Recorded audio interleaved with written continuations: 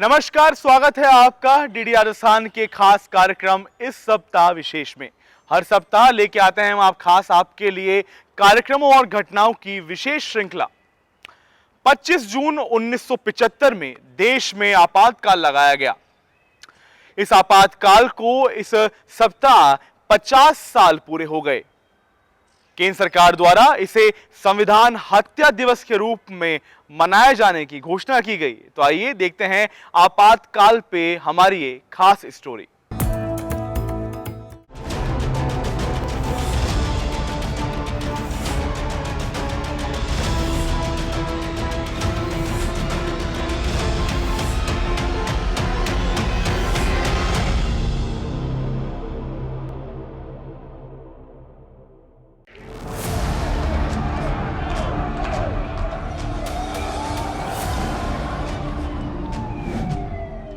पच्चीस जून 1975 देश में सूर्य का उजाला नहीं बल्कि आपातकाल का स्याह अंधेरा फैला हुआ था। पूरे देश को जेल खाने में बदल दिया गया था। 4 जुलाई आते आते राष्ट्रीय स्वयंसेवक संघ पर भी प्रतिबंध लगा दिया गया। सभाएं और रैलियां जोर पकड़ने लगी। तब संघ का एक युवा प्रचारक इन सभाओं और रैलियों के आयोजन में बड़ी भूमिका निभा रहा था। वो युवा थे हमारे वर्तमान प्रधानमंत्री नरेंद्र मोदी। हम कुछ लोग बैठे हुए थे एक मीटिंग में। नरेंद्र भाई थे, देशमुख जी थे, शंकर सिंह वाघेला थे और मैं था।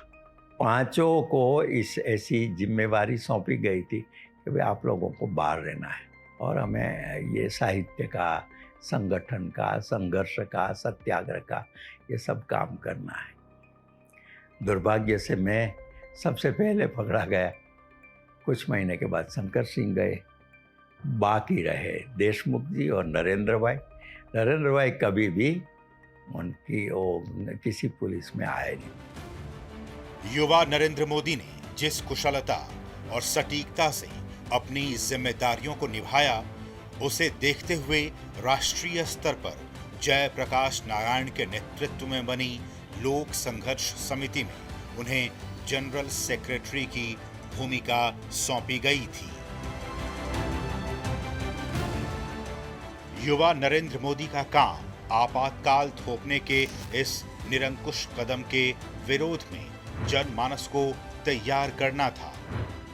इसके अलावा एक और महत्वपूर्ण कार्य नरेंद्र मोदी कर रहे थे। वो था भूगर्भ पत्रिका का संपादन, प्रिंटिंग और वितरण। आपातकाल विरोधी सामग्री का वितरण करना है राजस्थान भर में, और वो आएगी गुजरात से। जब मैं अहमदाबाद सामग्री लेने गया, जब जो हमारे सह प्रांत प्रचारक थे, उन्होंने कहा मोदी जी ये अपने प्रचारक हैं, इनके पास जाओ, ये आपको सामग्री देंगे। तो भूमिगत होकर पूरे देश की सामग्री का मुद्रण माननीय मोदी जी कराते थे अहमदाबाद में, और सारी मुद्रित सामग्री में राजस्थान के विभिन्न कोनों में बांटता था। आखिरकार आपातकाल के विरुद्ध लंबे संघर्ष को सफलता मिली। लोकतंत्र के सूरज को फिर कोई आपातकाल का ग्रहण डस न जाए। देश इन अनुभवों को याद रखे, इसलिए इन्हीं अनुभवों को प्रधानमंत्री नरेंद्र मोदी ने तब गुजराती भाषा में संघर्ष मां गुजरात के नाम से कलमबद्ध किया था। राष्ट्र निर्माण का एक और यज्ञ पूरा हुआ, लेकिन इमरजेंसी की आग में तपकर कुंदन बने नरेंद्र मोदी जैसे हजारों देशभक्तों को चैन कहां था। वे फिर निकल पड़े नई जिम्मेदारियां लिए, फिर निकल पड़े नई राह पर आत्मनिर्भर और विकसित भारत के निर्माण की ओर।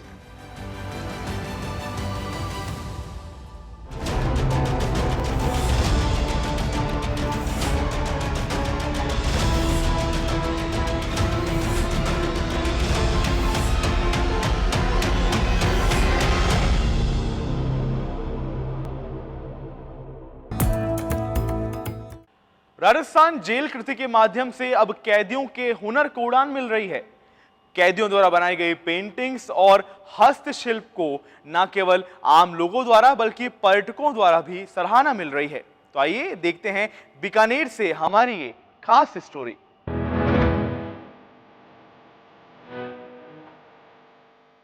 राजस्थान जेल कृति नामक स्टोर कैदियों द्वारा बनाए गए हस्तशिल्प, पेंटिंग्स, लकड़ी के सामान, जूट बैग, कपड़े और पर्यावरण के लिए अनुकूल उत्पादों की स्थायी प्रदर्शनी और बिक्री की व्यवस्था कर रहा है।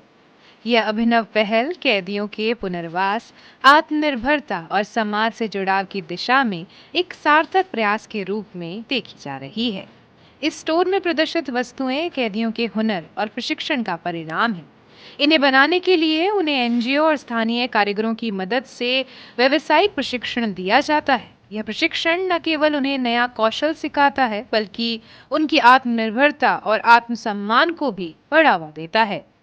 स्टोर में मिलने वाले सभी उत्पादों की बिक्री से होने वाली आमदनी सीधे कैदियों के बैंक खातों में जमा की जाती है, जिससे उन्हें आर्थिक सहयोग भी प्राप्त होता है।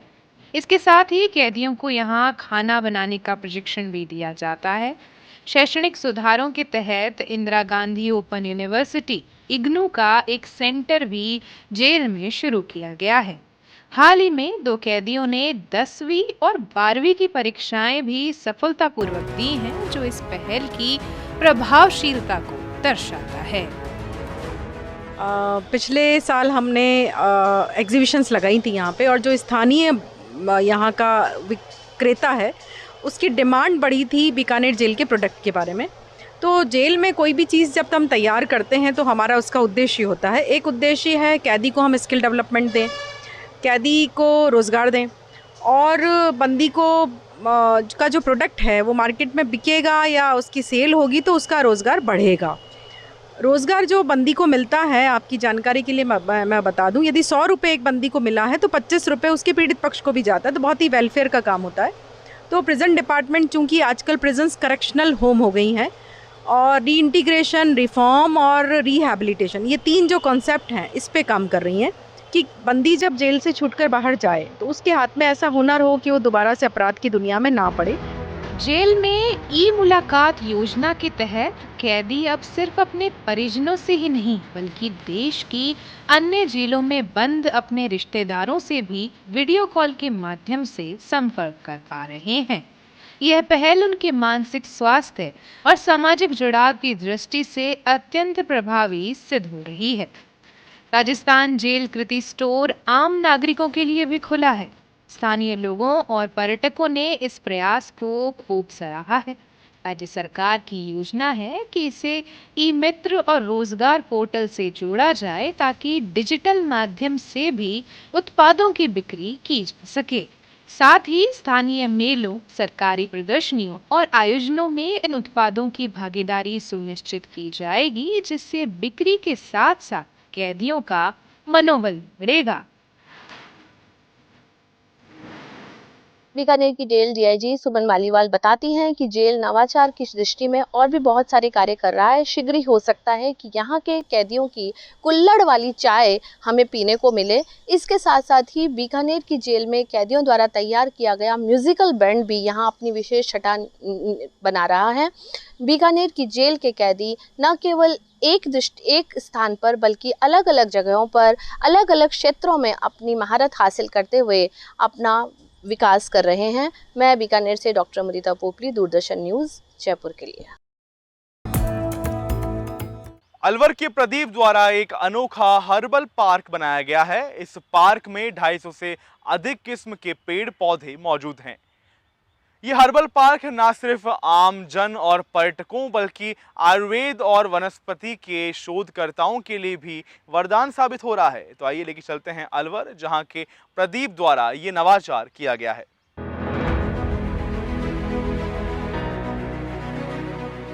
अलवर जिला मुख्यालय से करीब 85 किलोमीटर दूर पहाड़ी और पथरीली जमीन वाला धीरोड़ा गांव के आसपास में केवल झाड़ियां ही दिखाई देती थीं। प्रदीप चौधरी धीरोड़ा गांव में ग्राम पंचायत की सिवाय चक की खाली पड़ी जमीन पर 2010 में पेड़ लगाकर उनकी सार संभाल करने लगे। प्रदीप द्वारा स्थापित हर्बल पार्क में 250 तरह के पेड़ पौधे मौजूद हैं।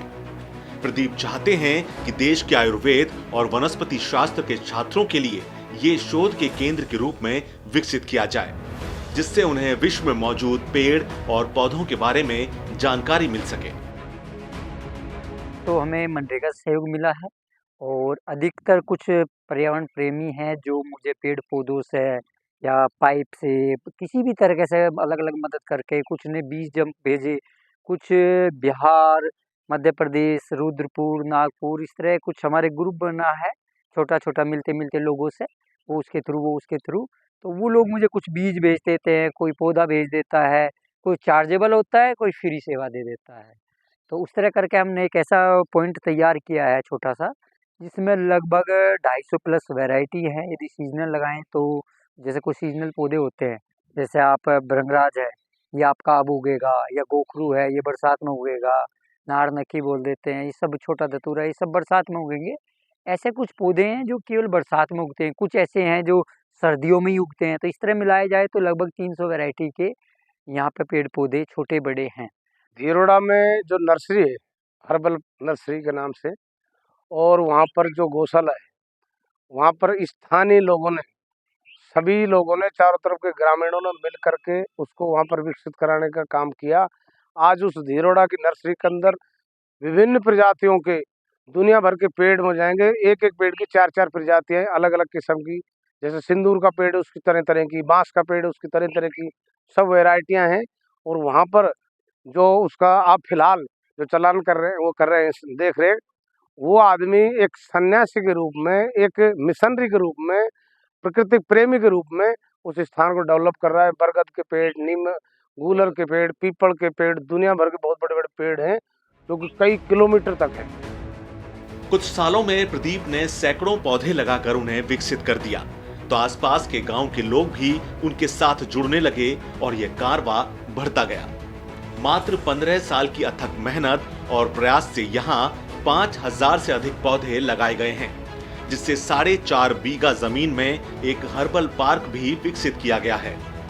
इस पार्क और नर्सरी को अब ग्राम पंचायत द्वारा नरेगा से विकसित किया जा रहा है और सरकार से सहयोग मिलने पर इस जगह को देश में पर्यटन और रिसर्च के सेंटर के रूप में विकसित करने का लक्ष्य रखा गया है। 30,000 या 40,000 के करीब पौधे तैयार किए गए हैं और उस नर्सरी में विभिन्न किस्म के पेड़ हैं। उस जगह पे ही ग्राम पंचायत द्वारा एक अमृत सरोवर का निर्माण किया गया है। ग्राम पंचायत द्वारा वहाँ एक जोहड़ का निर्माण भी किया गया है और वहाँ एक हर्बल पार्क का निर्माण भी किया गया है। और इस नर्सरी से पिछले वित्तीय वर्ष में ग्राम पंचायत को करीब 3.5 लाख रुपए की आय हुई है और वहाँ के गाँव के लोगों का सामुदायिक सहयोग भी मिला है। और इस नर्सरी के पेड़ों से जो अभी राजस्थान सरकार का हरियालो राजस्थान अभियान चल रहा है, उसमें हम उपयोग करेंगे कि आसपास के एरिया में इस तरह का कई जिलों तक शायद ऐसा हर्बल पार्क नहीं होगा। लगभग 300 के करीब इन्होंने जड़ी बूटियां ऐसी दुर्लभ जो शायद सुनने को भी ना मिली हो, देखना तो दूर है, वो इस तरह का इन्होंने हर्बल पार्क लगाया है। नर्सरी के माध्यम से लोगों को प्रेरित कर रहे हैं, सब तरह के पौधे, मतलब अच्छी अच्छी किस्में जो हैं लोगों को देते हैं। और धार्मिक आस्था का भी स्थान है। हर साल यहाँ दूर दूर से संतजन आते हैं, तप करते हैं। आसपास के लोगों का आस्था का केंद्र भी है। इस एरिया में सर करीबन ये 5000 जो पेड़ हैं अब तक ये लगा चुके। इतने मेहनती आदमी है ये कि खुद बीमार होते हुए भी इन वृक्षों को, पेड़ों को, पौधों को दिन प्रति दिवस ये पानी सिर पर ढो करके फिर ये पानी इन पौधों को डाल के इनको विकसित किए। शुरुआत में ये हालत था कि यहाँ पानी नहीं था सर, बिल्कुल भी। नज़दीक में कोई कुआं था इस पर्वत के उस साइड में, वहाँ से ये कुएं में से पानी निकालते थे, सिर पर रखते थे और इन पेड़ों पे डाल करके इनको तैयार किया है। आज तो यहाँ फिर पानी की व्यवस्था होगी। अलवर जिले में इस सेंटर से राज्य के कृषि मंत्री किरोड़ी लाल मीणा और अलवर जिला कलेक्टर सहित अधिकारियों की मौजूदगी में वंदे गंगा जल संरक्षण जन अभियान की शुरुआत की गई थी। प्रदीप जैसे पर्यावरण प्रेमियों की बदौलत राज्य में वन क्षेत्र बढ़ता जा रहा है। ब्यूरो रिपोर्ट, दूरदर्शन समाचार, जयपुर।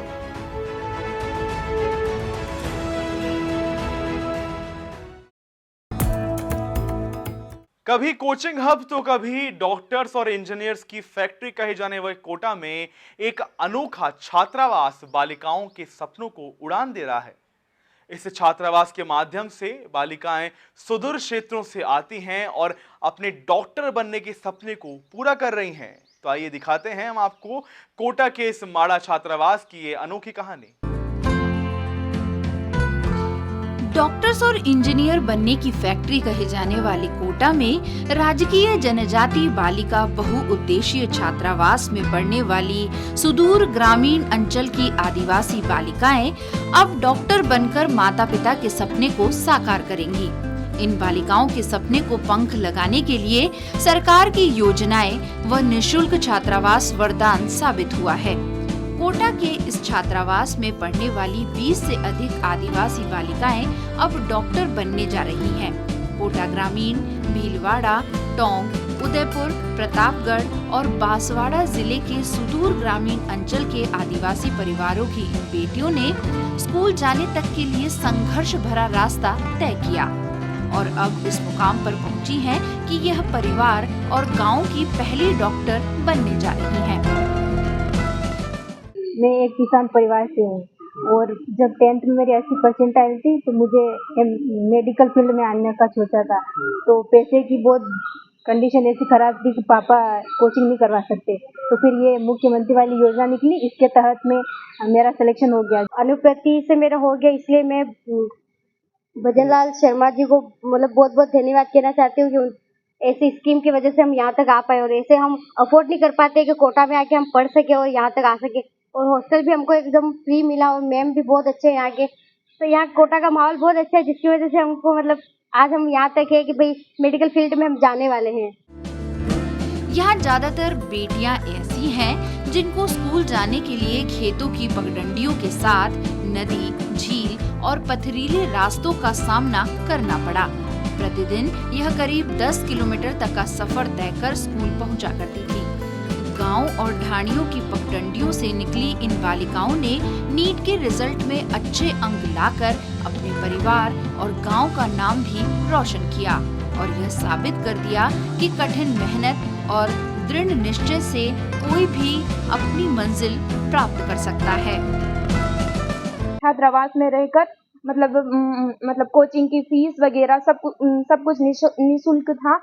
तो इससे मतलब टेंशन एक वो होता है, टेंशन जो हमारे मतलब प्रेशर वगैरह कुछ भी नहीं था कि इतना फीस दिए। तो मतलब फ्री टेंशन के हमने बहुत अच्छी मतलब 100% दिया पढ़ने में। इस वजह से हमारे आज नीट में अच्छे स्कोर आ रहे हैं और अब काउंसलिंग वगैरह इसी प्रोसेस के बाद मेडिकल कॉलेज में भी जाने का सपना साकार होने वाला है।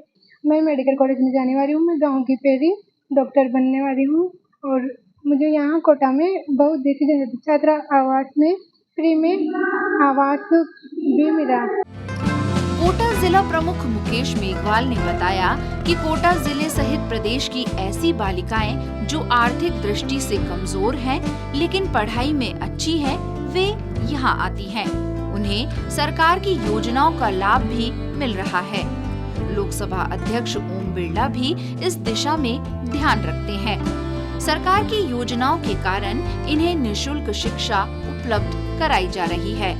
हॉस्टल अधीक्षक बबीता जाखड़ ने बताया कि यहाँ सरकार की अनुप्रति योजना का लाभ लेने वाली छात्राएं इस छात्रावास में पढ़ती हैं। वहीं वर्तमान में छात्रावास में अभी 75 छात्राओं ने प्रवेश लिया है। तब से यहाँ नीट और जेई के बच्चे आते हैं। जेई का हमारा रिजल्ट 80 से 100% तक रहता है, क्योंकि 4-5 बच्चियाँ हर साल आती हैं। 20+ बच्चियों का डॉक्टर बनने का सपना साकार हो रहा है। 3 बच्चियां जेई की थी 2024-25 में, जिनका तीनों ने क्लियर कर लिया, पर 2 बच्चियां ड्रॉप कर रही हैं एडवांस के लिए, क्योंकि इस साल 12th ही एग्जाम दिया था। यहाँ पर बहुउद्देशीय छात्रावास है, उसमें एसटी की बालिकाएं पूरे राजस्थान से यहाँ आती है। इसमें 20 ऐसी बालिकाएं कोटा जिले की जो बिल्कुल गरीब परिवार से आती है, क्योंकि उनके माता पिताओं के पास पैसे भी नहीं है और बिल्कुल वो खुद भी अनपढ़ है, लेकिन वो बालिकाओं ने आज टॉपर करके और डॉक्टर बनने का सपना उनका पूरा होता जा रहा है। क्योंकि यहाँ पर मैं भी कभी जाता हूँ हॉस्टल में, तो बालिकाएं इतनी मेहनत करती है, खुद हॉस्टल का ऐसी भी बालिकाएं देखी थी, मैंने हॉस्टल का भी काम करके वो काम पढ़ाई करी। खेतीबाड़ी और मजदूरी करने वाले ज्यादातर बालिकाओं के माता-पिता अपने बच्चों की इन सफलता से गौरवान्वित महसूस कर रहे हैं। बांसवाड़ा की धमिष्ठा मीना, इशिता, लीलावती और खुशबू सहित 20 से अधिक बालिकाएं हैं जो डॉक्टर बनने के सपने को साकार करने जा रही हैं। ब्यूरो रिपोर्ट, दूरदर्शन समाचार, जयपुर।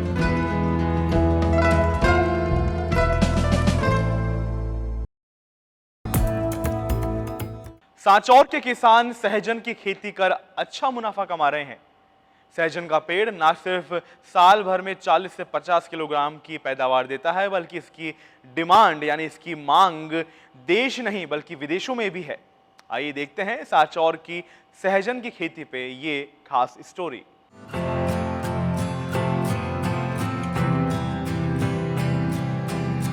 सांचौर के किसानों ने सहजन की खेती कर किसान अच्छी आमदनी कमा रहे हैं, जिससे उन्हें काफी लाभ हुआ है। किसानों ने बताया कि सहजन ऐसी फसलें हैं जिसको एक बार लगाने पर करीब 15 से 18 साल तक फसल मिलती है।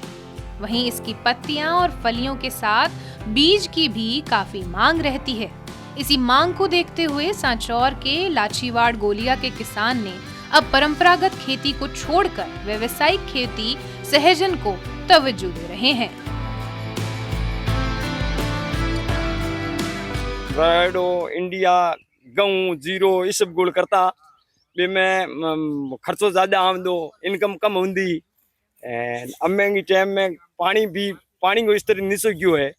अब मैं भाई खजूरा है जो हरगोड़ा की खेती है, इन पानी में ड्रिप लाग गया। ड्रिप के वजह से पानी भी कम चाहिए और इनके बीच में सब्जी करा तो ही है। एंड आज की टाइम में, आज के ज़माने में आ खेती बहुत बढ़िया खेती है। एंड इनमें मुनाफो भी बढ़िया है, खर्चो कम है, पानी भी कम चाहिए। पण में साहब नफो जोर है। पहला खेती करता वन में खर्चो पण घणो तो, अन्न में तो आवदी घणी वे है। पहले तो खर्चो घणो है तो आवद कम रहती। हमें आज की टाइम में खेती में मेहनत करनी पड़े, खूब वे आवदी ज्यादा वे। सरल खेती है, करे बनने लिए भाई सरल है, एक थोड़ा खर्चो लागे है सरल खेती। किसानों ने बताया कि सहजन की खेती के लिए उपयुक्त जलवायु के लिए लगभग 25 से 30 डिग्री के औसत तापमान को उपयुक्त माना जाता है और सहजन का प्रत्येक पौधा एक वर्ष में करीबन 40 से 50 किलोग्राम की पैदावार देता है। वहीं सहजन के उन्नत किस्म के पौधे वर्ष में 2 बार फल देते हैं, जिनकी तुड़ाई फरवरी, मार्च और सितंबर, अक्टूबर के मध्य होती है। ये सहजन वैसे तो पूरे साल बोया जाता है, लेकिन उसके अलावा इसको जनवरी, फरवरी और मार्च में बोएंगे तो उसको अगस्त, सितंबर में फलियां चालू हो जाती है। इसके 1 हेक्टर में आप अनुमानित 50,000 का खर्चा आता है ड्रिप के साथ, और 1 हेक्टर में आप उनसे 10 लाख रुपये तक की आय प्राप्त कर सकते हैं।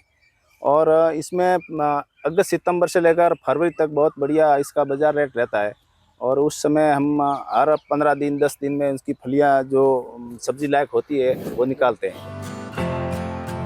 आपको बता दें कि भारत के अलावा फिलीपींस, हवाई, मेक्सिको, श्रीलंका, मलेशिया ऐसे देश हैं जहां पर सहजन को विशेष रूप से उगाया जाता है। वहीं सहजन की मांग विदेशों में भी अधिक रहती है, लेकिन अब सांचौर के लाचीवाड़ गोलिया में किसान इस फसल को लगा रहे हैं और इससे काफी फायदा पा रहे हैं।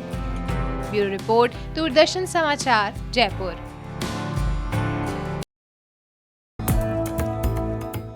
फलौदी में जीरे की खेती से किसान सशक्त बन रहे हैं।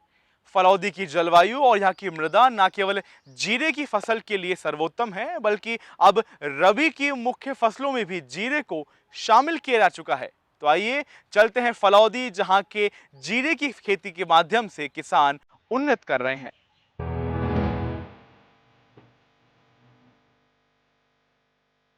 फलौदी में जीरे की फसल किसानों को आर्थिक रूप से समृद्ध बना रही है। जिले में जीरा रबी की मुख्य फसलों में शुमार हो चुका है। सिंचाई पानी की उपलब्धता के चलते हर साल जीरे का रकबा बढ़ता जा रहा है। कृषि विभाग के संयुक्त निदेशक डॉक्टर जगदीश चंद्र मेघवंशी ने बताया कि फलौदी जिले की जलवायु और मृदा जीरे की खेती के लिए बहुत ही अनुकूल है। दिन प्रतिदिन जीरे की फसल की तरफ किसानों का रुझान बढ़ता जा रहा है। रबी 23-24 के अंदर 1,41,086 हेक्टेयर के अंदर फलोदी जिले में जीरा फसल की बुआई की गई थी और यही बढ़कर 25,780 हेक्टेयर बढ़कर 1,66,866 हेक्टेयर के अंदर बुआई की गई है। तो किसानों का रुझान जीरे की फसल के लिए बढ़ रहा है। किसानों के रुझान है वाणिज्यिक फसल होने के कारण से, परंतु पैदावार है जो तापमान में घटत बढ़त के हिसाब से उस हिसाब से हो रही है और यहाँ की मंडी में विक्रय के लिए बहुत कम आ रहा है क्योंकि बाहर ले जाते हैं किसान। तो यहाँ की मंडी में विकास होना चाहिए, इसकी सुविधा डेवलपमेंट की आवश्यकता रहेगी और इस साल हम प्रयास करेंगे कि एक जिला एक उपज के अंदर इसमें कुछ प्रदर्शन और प्रचार प्रसार का कार्य कराएंगे। जीरा इस मंडी क्षेत्र की फलोदी जिले की मुख्य फसल है, मुख्य व्यापारिक फसल है किसानों के लिए, क्योंकि पिछले समय 2022-23 में भाव बहुत अच्छे थे तो जीरे का जो उपज है और जीरे का जो बोया गया क्षेत्र है वो बढ़ा था। इसी अनुरूप मंडी में जीरे की आवक भी बढ़ी है।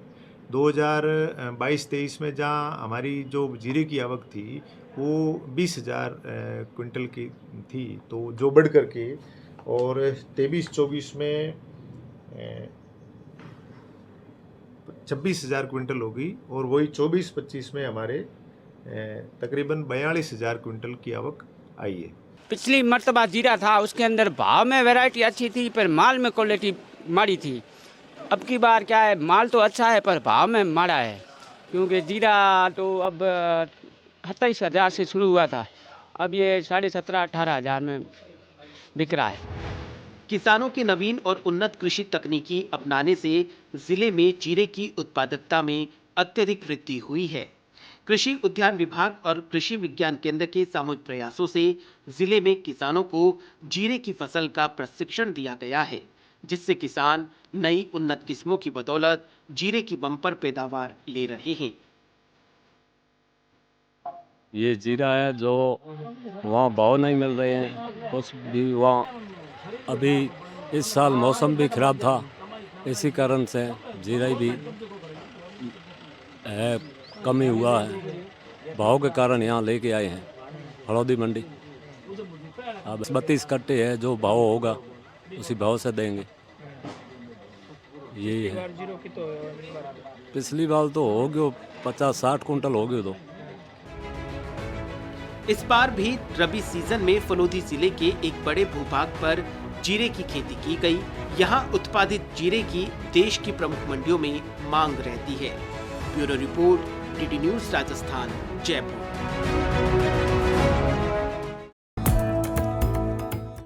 आपातकाल को हुए 50 वर्ष से लेकर सांचौर की सहजन की खेती और कोटा के माड़ा छात्रावास तक, ये था इस हफ्ते का विशेष। अगले सप्ताह फिर लौटेंगे खास घटनाओं, खास कार्यक्रम के साथ में। तब तक के लिए मुझे दीजिए इजाजत। नमस्कार।